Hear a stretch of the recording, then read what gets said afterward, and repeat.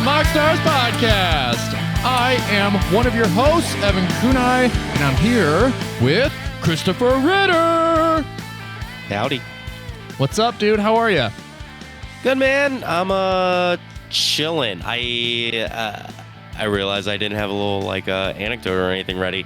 I got quips? nothing. How are you? No quips, dude? No. Zero quips. Actually, no. I introduced my cousin to the podcast. I don't know if he's listening, but if Yosarian, if you're listening, you're listening to the podcast. And we're the Moxstars. Yeah. Welcome. That's all I got. How are you, Evan? I'm doing well, man. I have just been reeling over these Cora Labs can caps that we got in the mail, and I've been taking them like everywhere with me. So, and it just wouldn't be the podcast. Well, I mean, you're taking Dr. Pepper with you everywhere, and you got to keep it crispy. Did you know I was holding a Dr. Pepper in front of the camera? Right. Yeah. I mean, I'm watching right now. Yeah. Oh, duh. Yeah. It's I'm watching the live stream. That is the next tier. It's the secret tier on the Patreon. Yes. If you want access to that secret tier on the Patreon, you reach out to me privately if you're listening to this, and we can figure something out. But yeah, this the Pepperhead can cap has been literally my favorite thing in the world. So it has definitely boosted my mood whenever I go to grab a Dr. Pepper out of the fridge. Oh, hell yeah. Yeah, because if you didn't know, there's a few different designs as well, right? Yeah, so I have one of the Moxstars ones here. I have 3 other designs sort of like floating around the apartment. I'll put a photo on the Instagram. So if you're listening to this and you are not following us on Instagram, go follow us on Instagram, and you can see the other designs, and I'll have a vote up on Instagram for everyone to decide which one's their favorite, and whichever one gets the most votes will go on the Cora Labs store, which we have an affiliate link down in the description below on YouTube, where you can also find us, subscribe, hit that bell for notifications, and every single sale goes to benefiting the show and helps supporting us, so that'd be wonderful. You went out and did that, and you can get some sweet Moxstars merch, including the Pepperhead can cap there as well. So other ways to find the show, you can find us on all major broadcasting platforms, and you can find us personally on our Discord community server, where we're hosting a conversation about everything Magic related and Dr. Pepper related, where we've been having conversation about these new cards coming out with Murder at Karlov Manor and with everything from Ravnica. I've been looking at a lot of prices on there, so I think I'm going to stir the pot on that a little bit and how people are feeling about all these anime artworks. But okay. Yeah, it's a growing community, and you're more than welcome to join. The description is down, or the link is in the description down below the video as well. But other than that, I'm doing fantastic, Ritter. Quick plug for the show. Felt good. Today, you and I were going to get into it. All right? We're probably going to have an argument on air. Oh, I am definitely planning to argue with you about something. I've been just laying in wait. He's ready for the fight. He woke up. Yeah, no, I mean that's my temperament. I'm from Philly. The Eagles got knocked out of the playoffs. And it's almost like you knew where I was going to go with it. I got to take out this turmoil on somebody. I mean, losing 5 of the last 6 in the regular season and coming into the playoffs, everyone was like, the Eagles were all like, hey, we're going to be ready for this. We're going to be ready to show up. This is the playoffs. We take this seriously. And then they just looked bad, man. And I'm sorry, but they really did not end the season strong. No. I feel bad for every Eagles fan out there. As just a general fan of football, and it was hard to watch. Have Jalen Hurts on my fantasy team, and then watch him do so well, score me so many fantasy points, get me to the championship, and then the team actually just collapse. You end up rooting for guys that are on your fantasy team in one way or the other, and I was a secret Eagles fan for a second. When they were 10-1. Yeah, they look real good first half of the season. Yeah, DeAndre Swift, and I wish I could say it was I don't know, just the way that the schedule was, but like they lost in the back half of the season to a lot of not great teams. That was a lot of, it just felt like they were missing something somewhere. The defense just could not get their shit together enough to like stop lowly offenses. And you can even say that the like Tampa Bay Buccaneers was they weren't explosive throughout the course of the season. This was Baker Mayfield's best game of his career, arguably. And like, you just wonder what was happening. The defensive line was so strong and so formidable all year. And then just all of a sudden, no pass rush. He had. Are we a football podcast now? No, it is something that I'm also passionate about, though. Anyway, okay. Yeah. This is a Magic the Gathering podcast. We could be. It is almost near the end of the season, so it's a little late to start. Okay.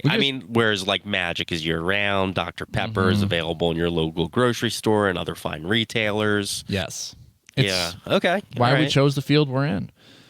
But there's actually a lot going on right now. If you're out in the Magic community and you're going to your LGS, playing Commander multiple times a week, you probably have noticed that this last Friday, or just this last week, Ravnica Remastered hit the shelves. It's now available for purchase.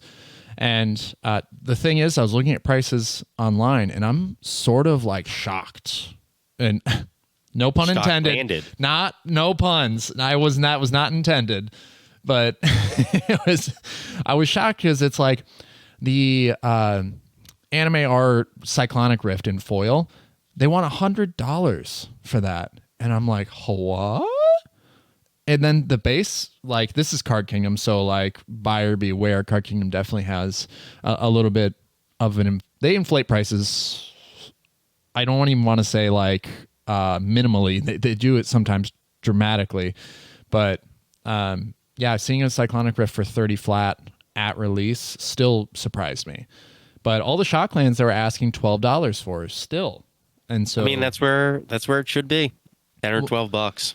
Yeah, I would imagine that by the time the product is opened, and the thing is, I don't know if this registers as like a premium product. And if it does, then each pack is like $7, and you're like, well, I'm not going to open that product because it's just a little, it's above where I'm comfortable buying packs just to rip open.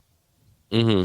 Where like a standard set like Lost Caverns of Ixalan, I have the chance to pull something of value for $3.50, maybe $4, and then a set booster for $6.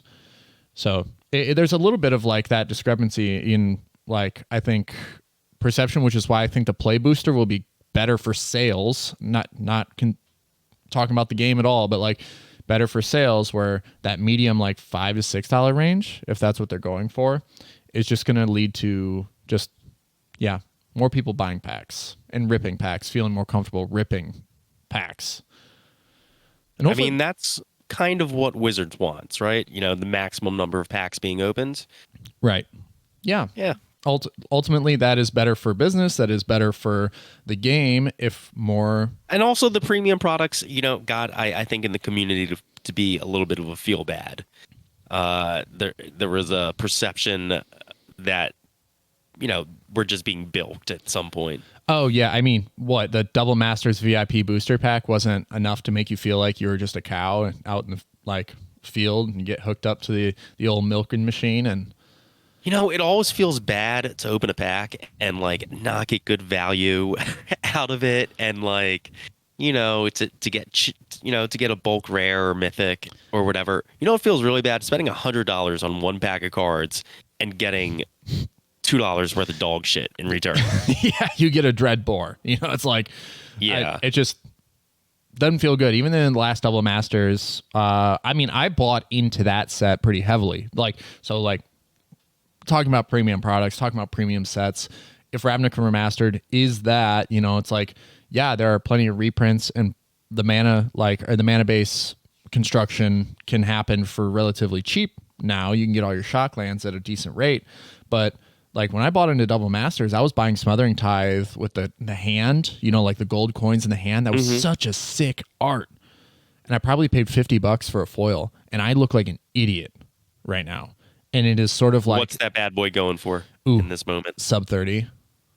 It's like, Yeah, it, yeah. it just didn't feel like, well, it's like I invested in it because it's like, wow, this is the first Smothering Tithe reprint we've gotten since the Judge foil, and it's been a while since we've seen the one previous. So having a foil Smothering Tithe would feel really good in my collection. Like, this is going to be a really great, like, it's going to feel really good when I play this.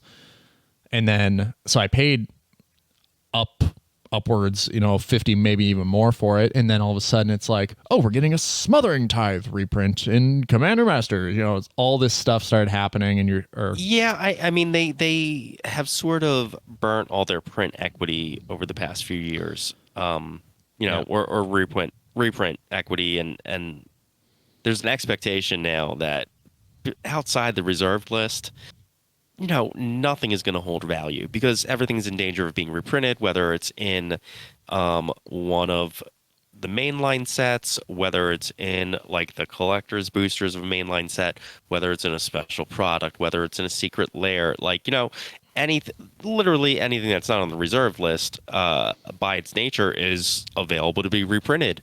And Wizards doesn't necessarily care about maintaining value for the secondary market or collectors. No, and honestly, Like, they're not in the business of doing that. honestly, no, they shouldn't be, right? Like, but it would be altogether great and well and good if they paid no attention to that. But we see that they obviously are with like Secret Lair and whatnot. The big thing for me is just like, the double face cards are something that we're not going to be seeing reprints of in like pre-constructed items or like bundled items, because they want those boxes like precons and stuff to be like, hey, you open this up, you're gonna play with it. So premium sets, I feel like, should include more of those double face cards that need to see reprints because their prices are climbing, and we haven't really seen that at all. Ravnica hasn't had double face cards pretty much ever. So basically we're looking down the tube in 2024. We're going to get a lot more double face cards in standard product, but we're not seeing any like sets that are being like remastered that ultimately include double face cards. So if I was investing in anything, and this isn't investment advice, isn't financial advice, like I would be looking at double face cards and seeing which ones are good, which ones are low, like the flip lands, like the bolt lands from Zendikar Rising, where they're like, you can play it if you untapped if it's for 3 life. Like, if those are cheap right now, or if like you can get one for cheap, that's what I would be looking at. Yeah, I mean, I am willing to stick my neck out and offer actual financial advice, which is don't invest in any Magic product printed in like the last 10 years, honestly. Like, none of them are good investments right now. It's fair. It's fair. Very fair. But I think if you're savvy, maybe there's some like edge. There's some margins there, like, maybe with this dual face card stuff, maybe with other stuff, but like, man, the U.S. economy in general is not headed into a good place. The game in general is sort of, in that maybe receding from the junk era. Like, I think we're past the inflection point where Wizards is like, hey, we got to rein this in a little bit. Like, I think that the game is not something to look at as a investor, at least for the next couple years, probably. yeah, that's I love that point of view, and I love that advice, because you're seeing a lot of players flock to Arena as a way to like get your fix for the game. Wow. Yeah, and yeah, if it's free to play, if a lot of this cardboard is going to be basically worthless because it's all going to the bulk bin, play Arena. That's the big thing. That's the quandary they housing have. bulk. Yeah, it's like they want to support this format of draft, and so it requires them to build sets.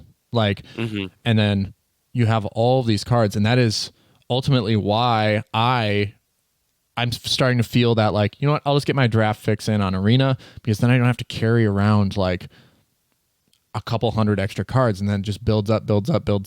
And it feels so bad to throw them in the garbage, because there is like in my head some inherent No, value I mean, you can attached. donate them to local school programs. I leave them in boxes in the lobby of my apartment building. They usually get taken. Like, there's places to get rid of your bulk, but at the same time, it sucks having bulk. Yeah, even thrift stores, I'm sure that would appreciate it. Mm-hmm. But yeah, I am on the same page as far as like physical product. It's like proxies have been awesome for me to be able to play the game at a reduced rate. So I just printed off, for all you watchers on YouTube, I'm showing 3 decks printed off on printer paper right here that has saved me thousands of dollars. So I'm very excited about that. Yeah, every deck costs a flat $10 or $15, depending on how fancy you get with the stock. Yeah, $15 if you're buying sleeves too. Mm-hmm. So, you know what else I'm excited about, Ritter? What's up, man? I'm excited about these spoilers from friggin' Murders at Karlov Manor. We just got the information. Yeah, we just got the information. The new cards coming out next month. This is also alongside the play boosters, but we're getting new cards next month, and we're starting to see the spoilers drop. Just happened yesterday. So we have picked out a few cards that we feel are very exciting in their own way and can contribute to, well, either existing mechanics or our new mechanics in and of themselves. So let's get it kicked off. I think this one is probably the one that we're going to have the longest conversation on, and that is Etrata, Deadly Fugitive. For 1, a blue. Ooh, okay. Yeah. Oh, sorry. I interrupted you reading what the card does. Oh, you're good. Right. 1, a blue, and a black. Etrata the Deadly Fugitive is a legendary creature, vampire, assassin with death touch. Is a 1/4, and face down creatures you control you may pay 2 blue and a black. Turn this creature face up. If you can't exile it, then you may cast the exiled card without paying its mana cost. Whenever an assassin you control deals combat damage to an opponent, cloak the top card of that player's library. Now, that may be confusing for all of you players out there. What is Cloak? Cloak? That's the new mechanic. It is a new mechanic. You are right. So, Cloak is a new mechanic that is side by side with Disguise. It constitutes basically flipping a creature over or flipping a card over, and then you put this neat little token that they are putting in the set called a Mysterious Creature over top. And what it is a 2/2 with Ward 2. So it is functionally different from Morph and from Manifest in the way that this now has Ward 2. I think this is a confession of guilt from Wizards of the Coast to say, we understand that the game is a lot stronger than it used to be, or it's a lot faster. And so we need to give these things Ward 2 if they're ever going to survive on the battlefield, or for them to ever have any sort of value. So Disguise, you'll see on other cards in the set, say you may pay 3 colorless mana to put this creature face down on the battlefield, and then you can pay the Disguise cost to flip it face up. And that is very similar to Morph, where it's like you can do it at any time as long as as long as you have priority. Basically, you may cast this card face down for 3 colorless mana as a 2/2 with Ward 2. Turn it face up at any time for its Disguise cost. So yes, functionally the same as Morph, just a little bit different in the way they had to phrase it, because they now want to give these colorless mysterious creatures Ward 2, which is, I feel, necessary with exactly how the game has developed over the last few years. So Etrata cloaks things, which is just disguising them, but you are forcing it. So it's like, you can't just say like disguise the top card of that player's library, unfortunately. So they've had to create 2 words for it. And because I was just curious why they didn't just use Manifest. But then I realized that, Manifest doesn't really solve the problem because of how fast the game has gotten. Yeah, I think also from a design standpoint, we've seen them returning to old mechanics, and instead of tweaking old mechanics, just building a new mechanic that's the improved version of it, and sort of just ignoring the old version of the mechanic. Yeah, it doesn't give me We kind of saw that in Lost Caverns as well, I feel like. right. It doesn't give me great hope that they're ever going to return to those mechanics, though, which sucks. Yeah, I mean, maybe it does mean like now that they've fixed the mechanic in their mind from a design standpoint, like they have more of a reason to return to it. Like, maybe they made it make sense in a way that, they can put it in more products. I don't know. Who knows? Yeah, I really wish they would have. I don't know, like, because I'm trying to look up what that. I can't quite remember what that. There it is, Kadena, Slinking Sorcerer. It's that face commander from Commander 20. I want to say 2019. There we go. It's the first face down creature spell you cast each turn costs 3 less to cast. And I think this card actually gets support here in this set.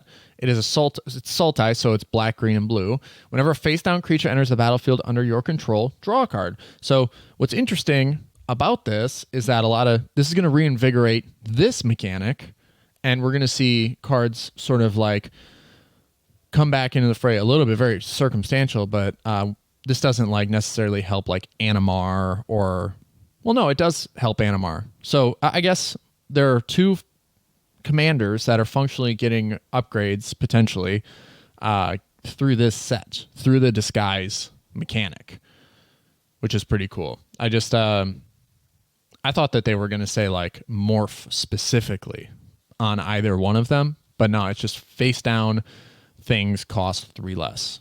So no, this one is kind of similar to the Satoru Umezawa from I can't remember if that was Kamigawa Neon Dynasty, but yeah, creature cards in your hand have ninjutsu, pay 2 blue and a black, and this kind of reads similarly, where it's like, yes, you can still punch somebody with a Blightsteel Colossus out of nowhere with this card. And I think that's probably where, if you're playing this as a commander, will probably go. So a cool card in general, though. I'm pretty stoked for it.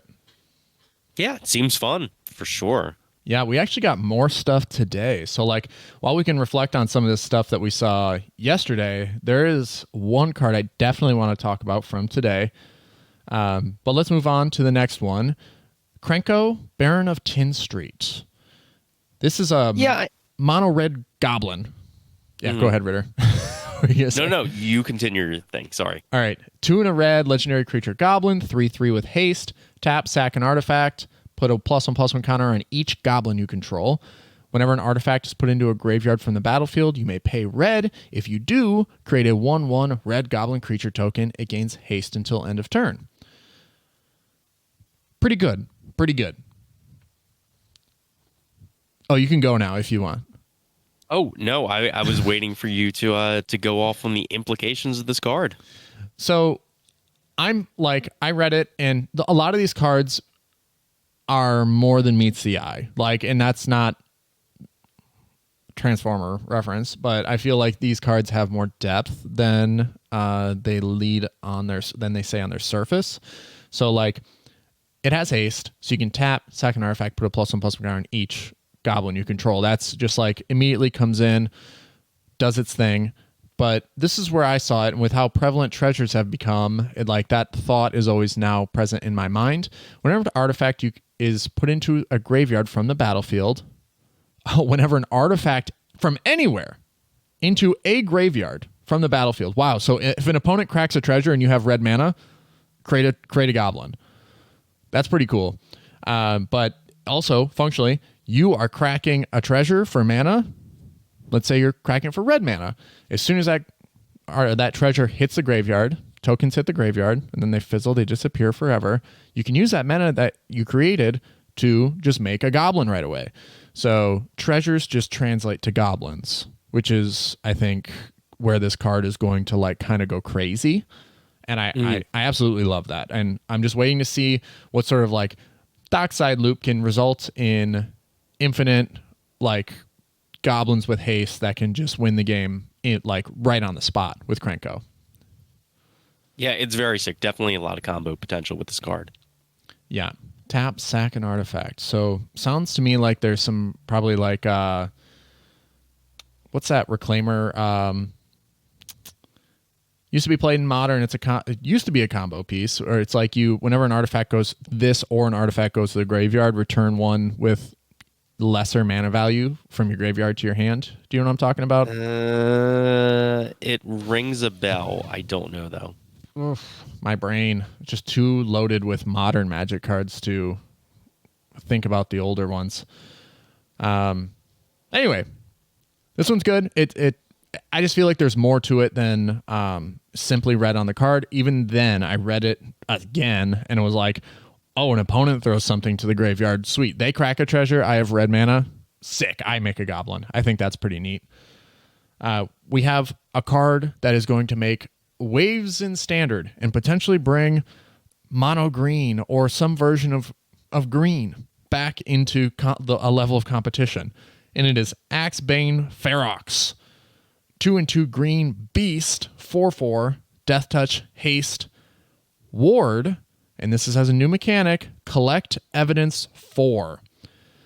Whenever this creature becomes a target of a spell or ability an opponent controls, counter it unless that player exiles cards with total mana value 4 or greater from their graveyard. I feel like this use of ward is a good way to use ward but not make it be prohibitive. Because definitely you can bypass that at least once per game, maybe, right? Yeah, I think this is one of the more powerful ward abilities that we've ever seen. And 4 seems not like so high. It could be just one card. If you're in limited, this is fine because it's probably just like... Seems attainable. Yeah, 1 or 2 cards. I think this is like when you get into more refined Magic, this is going to be like, oh, I can't use my graveyard to fuel my strategy as effectively as I want it to because I have to exile these cards to deal with this 4/4 death touch haste that just hit the battlefield. And that's where I see it being incredibly popular is that it's incidental grave hate because it puts a clock on the game, but you're gonna have to eventually deal with it. Okay, yeah, I hear that. Yeah, and especially if like 2 of them come down, and then it's like, all right, I need a board wipe, or I have to exile my entire graveyard to deal with this. So we see where that goes. I think it's a rare, so it's obviously gonna be a little bit harder to pull in your limited packs, like in a draft or in sealed. But this is a card where I'm like, holy crap, you're gonna see it in standard. Yeah, like that use of ward is crazy. It might be a pioneer card. I don't know. All right. Let's see. Oh, there is a new type of enchantment. So everyone should be aware that there is a new subtype of enchantment called a case. Now, these are functionally different than sagas. They are structured and printed, and the layout is the exact same. But what they do is they have a static ability at the top. So like just as an example, there's a card called... Sort of like classes. From what set was that in? Like Wizard class and Paladin class? Yes. Yeah. Adventures of the Forgotten Realms, like the Dungeons and Dragons stuff. Yeah. Yeah. That's they're sort of modular enchantment in that way. Yeah, that is a perfect example. So they have a static ability. So in this case, it is the Case of the Ransacked Lab. It's 2 and a blue enchantment case. And it says instant and sorcery spells you cast cost 1 less to cast. And underneath it in the second tier, it says, to solve this case, you've cast 4 or more instant and sorcery spells this turn. And then in parentheses, if unsolved, solve at the beginning of your end step. So I think it checks immediately, like to solve. Yeah, it'll check immediately to see if you've met that requirement. And then if you haven't met that requirement yet, it'll check again at the end step. And then it says, once it's solved, whenever you cast an instant or sorcery spell, draw a card. It's confusing. It's new. Obviously, new things are going to be confusing.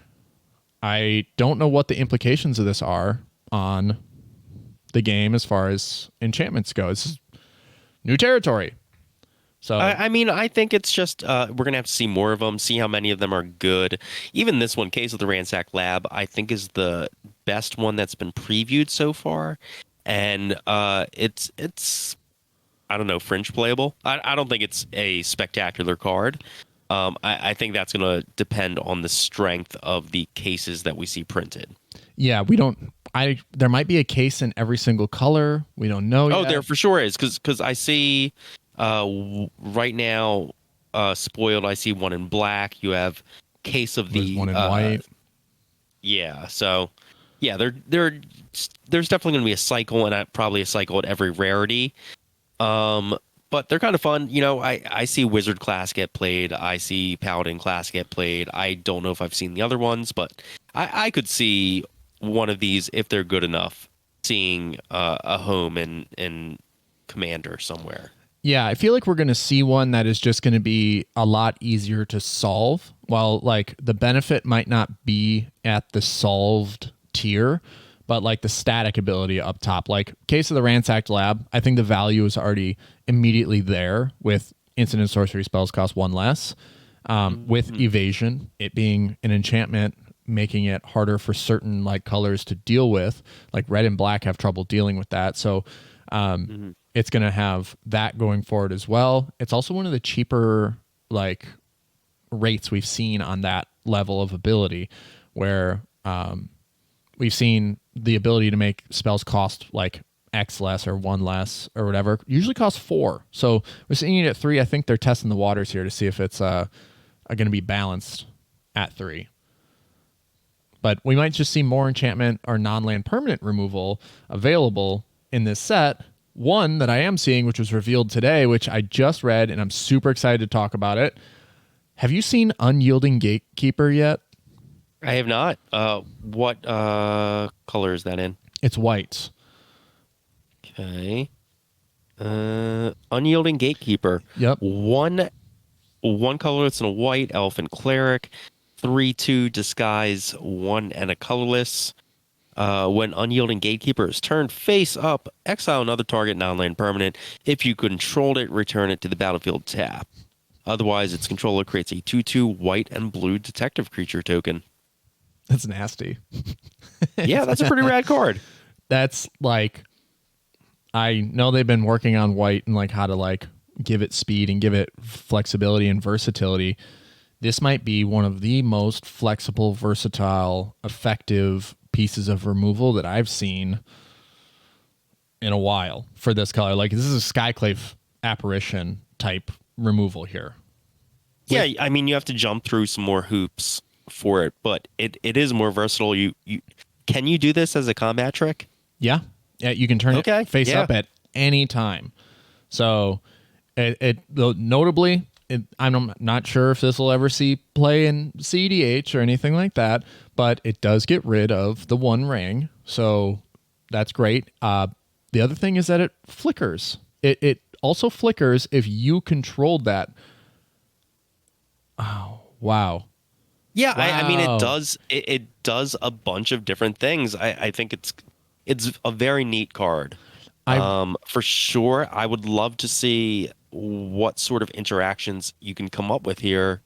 Because to me, it reads like a cloud shift, and it doesn't read like ephemerate, where they're usually very careful about the way they word these things. This one might get an errata, but when Unyielding Gatekeeper's turn face up, exile target non-land permanent. If you controlled it, return it to the battlefield tapped. Now you can steal creatures, and that's why Cloud Shift is awesome, is because you can Gilded Drake something and then Cloud Shift it and get the ETB of the thing you stole. But Ephemerate exiles it and returns it under its owner's control. So that's where I think they might give this a little bit more like wording to clarify. But if you controlled it, return it to the battlefield tapped. Does that mean under your control or under its owner's control? Like that's where my question is, because if it's I think it means regardless, if you controlled it, it returns, right? Yeah, that's what it reads to me. I think it's implied that it's under the owner's control. Under the owner's? Yeah, I think that would be the implication. There's probably going to be they're going to release some gatherer text on this one. Right. Yeah, but ultimately it reads like it's really good. Oh, for sure, good. Yes. Yeah. A few other cards we saw that were interesting to say the least. Let's see. Well, actually, there are like this one. I'm a little I'm a little excited for it, if I'm honest. Kaya, Spirit's Justice. Yes. Yes. Yeah. It reads like it has Oko-ish tendencies in a way. It's like this isn't a card for beginners. If you're a beginner and you're getting into this set and this is what you pull for your pre-release or your first time playing the game, I feel so sorry for you. Yes. Yeah. It is 2, a white and a black for a legendary planeswalker. It's Kaya, obviously. Whenever one or more creatures you control and or creature cards in your graveyard are put into exile, you may choose a creature card from among them. Until end of turn, target token you control becomes a copy of it, except it has flying. You can +2 Kaya, Surveil 2, then exile a card from a graveyard. You can +1, create a 1/1 white and black spirit creature token with flying, or you can -2, exile target creature you control. For each other player, exile up to 1 target creature that player controls. Yikes. It starts with 3 loyalty. This is so versatile, like has so much potential. Like Agatha's Soul Cauldron here with this works really well, where it's like, and notably, it's any token, treasure, clue, food, whatever. Academy manufacturer obviously starts popping into people's heads, being like, oh, like this is crazy. But Surveil 2, then exile a card from a graveyard. So it can also hit other people's graveyards. And while that doesn't mean that you get to turn a token into a copy of that card, it does allow you to use it as a type of graveyard hate or removal. The other thing, the neg2, like, because that's the thing about Oko's thing. Oko's removal was stapled to a plus ability, which is why I see that +2 as being very valuable. The -2, for each other player, exile up to 1 target creature that player controls. It almost feels like you're never going to be able to attack this. Yeah, that built-in protection is super powerful. Yeah. And until a copy of it, until end of turn. Okay. I was going to say, man, does that token just become a copy of that creature forever? That's wild. But it's really something else, because you can,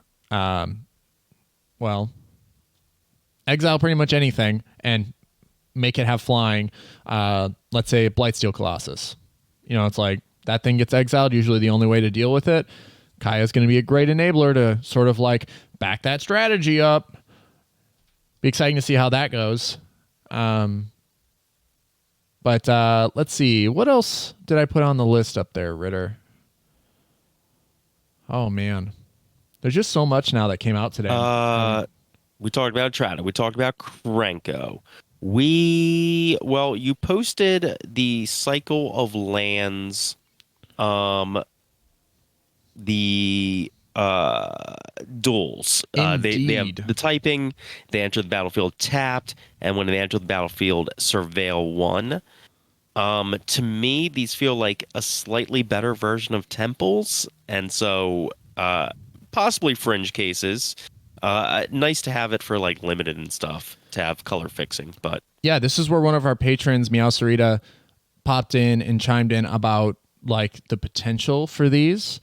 Like, if you aren't aware, these lands have typings on them. They have, like forest, mountain, all basic land. Well, not all basic, but they have land typings. So you can fetch them, and they enter the battlefield tapped, but they surveil 1. So, like Ritter said, they're just like the temples, but way better, I feel like. And there's just so much potential here to like tutor something to the top in graveyard, in like reanimation strategies, and then fetch before you draw or fetch and then throw it into the grave. So it acts as like a sort of entomb effect. But then also, I feel like this also can like help feed the grave. I don't need that mana this turn. This is something where I can just go fetch, fix the colors, throw something into the graveyard for, that Underworld Breach line or, whatever you need to do in that moment. I don't think they're going to see, I don't think every single one of these is going to see play, right? At the higher levels of like competition. But what I am excited to see is probably the Golgari and the Grixis colors are going to see a lot more play than the others because of the strategies that they enable. Yeah, could be very useful there. Yeah. We'll see. I think that I'm excited about it. I never thought they would have printed something like that. It was pretty shocking, honestly. Because I feel like land types are becoming more, they're realizing that like, even if it's a dual land or whatever, that doesn't really send the deck into the stratosphere as far as power level goes or efficiency. But they are starting to toy with effects like, hey, what would it take for you to play a tapped land? Obviously, you're willing to play triomes, color fixing is there, but what if we gave you this ability to surveil one on top of it? So what ability is good enough? And I don't Right. think this one is good enough except for in fringe cases. Yeah, it's almost going to have to be like, enter the battlefield, draw a card. Yeah, I think that might have to be it. Like that. Yeah. That's probably where the level would have to be for me. Yeah, that's wild. Because that, to me, says, wow, that's crazy broken. Fetch land is just going to draw you a card. So, gosh. There was another card that I was excited about, but, my high hopes and everything get dashed all the time. I obviously am very optimistic for certain cards. I want to see them work. But there's a new uncommon. It's a Goblin Bard called Crime Novelist. For 2 and a red, whenever you sacrifice an artifact, put a +1/+1 counter on Crime Novelist and add a red mana. It is a 1/3. So the reason that I'm excited for this is just we've seen infinite artifact loops happen. Well, a lot. I feel like if you wanted to, you can, as my buddy Owen says, you can sneeze at an artifact and help it go infinite in some way.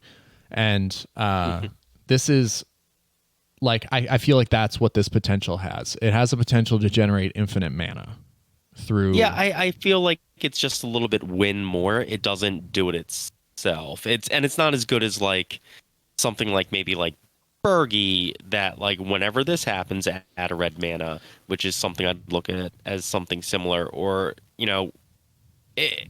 man, I feel like if you're already sacrificing infinite artifacts, infinite mana is something you already have rolled into the package. Maybe. Sure. Right. Yeah. Because most of the times those infinite sacrifice artifact loops involve treasures.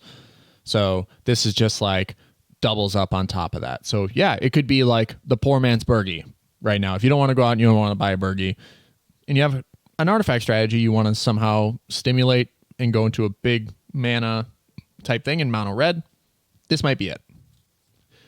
It's exciting nonetheless. I think that in draft and limited or whatever in sealed, this is going to help people get to the next level of whatever, like pay X mana, pay X this, or like you need to cast your big baddie. That's where it's going to come from. We did get a story spoiler. The Tristani 3 Whispers are the murderers in the set, and they got abilities that tailor them to become murderers or to frame others as murderers. It's an exciting card. It's Selesnya, green, hybrid Selesnya mana, and then a white mana, 4/4, legendary creature Dryad. You can pay 1 in a green. Target creature gains Death Touch until end of turn. You can pay 1 hybrid Selesnya mana. Target creature gains Vigilance until end of turn. You can pay 2 in a white. Target creature gains Double Strike until end of turn. Wah wah wee wah. What a card. Genny, Yeah, it's not so bad. Yeah, I was just going to say, anything off the top of the dome, like what this could, I feel like this is just dangerous in general, where it's like, If you're playing this as a commander, if it's in your deck, it has a lot of versatility to just be like, yep, that's got Death Touch. And that's got Death Touch. That's got Double Strike. Man, is there? I don't know. Maybe you want to do something with Finn the Fangbearer. Ooh. Or what's the dude that your creatures with Death Touch give poison counters? Yeah, no, that's it. That's Finn. Yep. Yep. I got clapped by that on Arena the other day. It is one of the most aggressive decks in Historic Brawl that I've ever seen in my life. I died on turn 3. I had six poison counters on turn 2, and yeah, that was something else. I never want to play against it again. I might just scoop immediately if I ever see it. So as I was saying earlier, there is one card that was just revealed today. I'm going to get to that after this next card, but we're seeing the return of Massacre Girl, known killer. Shout out to Z. It was a great Massacre Girl cosplay. This one is 2 and 2 black, legendary creature, human assassin, 4/4 with menace. Stats have stayed the same. Creatures you control have wither. Woo! Whenever a creature an opponent controls dies, if its toughness was less than 1, draw a card. Holy cow. The return of wither. Now, I know that Wizards of the Coast doesn't like to do neg1 counters, but they've made an exception here. I don't think this is like a Patra card, but it is kind of intriguing to say the least. What do you think about it, Ritter? About Massacre Girl? Yeah. Yeah, that's going to have home and standard at least. Yeah, it promotes this idea that, like, if you block, I'm going to draw a ton of cards. You know, like, it's a 4/4 with menace, so obviously hard to block, hard to put up things against it. But Wither is... The reason they don't like neg1 counters is because they don't like that concept of sort of like reducing the creature's size permanently. They like the cleanup step where it sort of like wipes damage away and things clean up. In Arena, they've obviously printed a lot of cards that were like perpetual and whatnot, where it's like when the damage is dealt, it's perpetually there. It stays forever. And this is another way of doing that, but in paper. So if you're not familiar with Wither, if you've never played against neg1 counters before, you're going to be in for quite the surprise, as this will make your board really small, really fast. And it's a great lord because it just gives everything Wither. So you can swing in pretty mercilessly and get away with it most of the time. You're going to connect more often than they're going to block, because blocking means you're going to draw a card most of the time. So, all right. Those are my thoughts on Massacre Girl. Now, we have a white card that is at Mythic. Ritter, have you seen Delaney Streetwise Lookout? Yeah, I thought that was the card you were going to talk about. I think there's something there. I don't know what cards it combos with to make it worthwhile, but yeah, it's going to find a home somewhere. Yes. Anytime, well, we've talked like being doubling effects is like lazy, but this actually is sort of like narrow enough that it will do, like, it doesn't feel like it's lazy in design. Yeah, it only doubles if the creature's power is 2 or less. Right. And creatures you control with power 2 or less can't be blocked by creatures power 3 or greater. So, Human Scout. So Humans rock. We know that typing is relevant. It will be in the future. We don't know how or when or why or how, but it will be. I said how twice. But if an ability of a creature you control with power 2 or less triggers, that ability triggers an additional time is such an interesting line of text. Right off the top of my head, I think of the best creature in Commander. Dockside Extortionist triggers twice if this is on the battlefield. Now that requires you to play a combination of white, red, and whatever else you want, maybe 5 colors.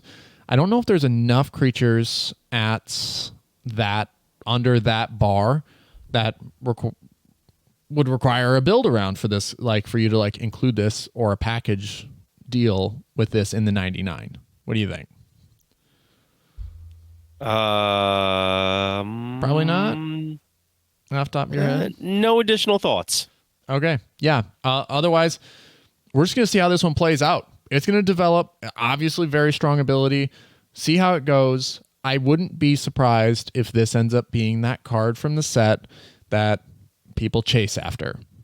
So, kind of the Lotho of this set. Yeah, right. Like that is, I guess, that's a very good comparison where I see it as that level of power. Where, incidentally, like right off the bat, Lotho was like $1.79. People were just not really seeing it, not really respecting what power it could have.